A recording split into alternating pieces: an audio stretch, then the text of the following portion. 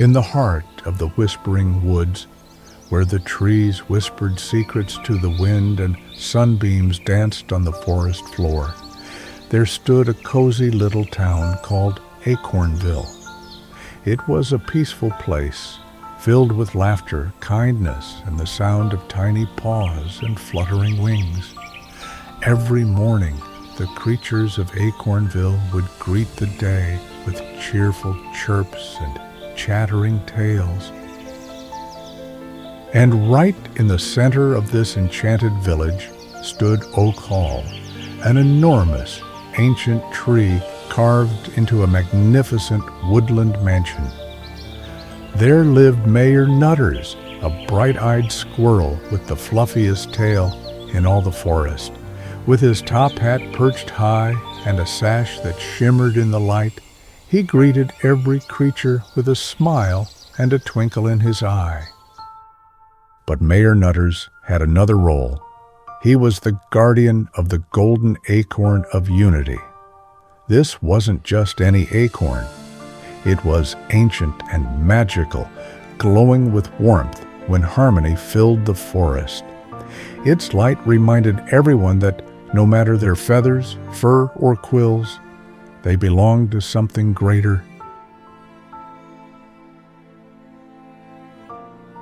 When the forest was united, when friends helped friends, when kindness was shared freely, the golden acorn sparkled brighter than the stars.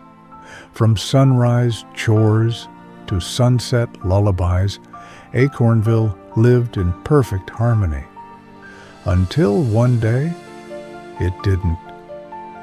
One quiet morning, as dew clung to the leaves, the golden glow flickered, then faded. A hush swept over the forest.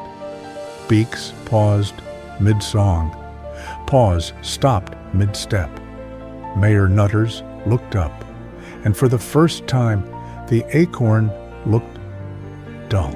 Without wasting a moment, Mayor Nutters blew his trusty acorn whistle, summoning his council of forest friends. There was Olivia the Owl, wise and calm, even when her feathers ruffled. Remy the Rabbit, quick and brave, always ready to hop to help. Felix the Fox, clever and curious, eyes always scanning for clues, and Hazel the Hedgehog, gentle and soft-spoken, with a heart as warm as summer. "Something's broken," Olivia said, gently tapping a glowing forest map. "The acorn dims when there's discord in the woods." The friends nodded. Their mission was clear: to restore harmony before the acorn's light was lost forever. They discovered trouble everywhere. Chipmunks squabbling over nut piles, birds fighting over nesting branches. Even the beavers were shouting about who built which side of the dam. The forest, once united, was slipping apart. Mayor Nutters climbed a stump in the middle of the town square and raised the dimmed acorn high. With a voice as steady as oak roots, he called out, "Let's not forget what makes Acornville shine. Goodness grows where kindness flows." The animals looked at one another. Slowly, a bird offered a branch. A chipmunk passed a nut. Beavers joined paws and started hammering together in rhythm. Little by little, the forest remembered what it meant to be one.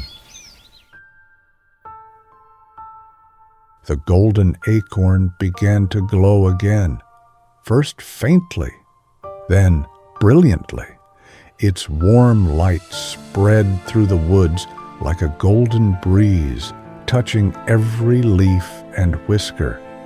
Peace had returned.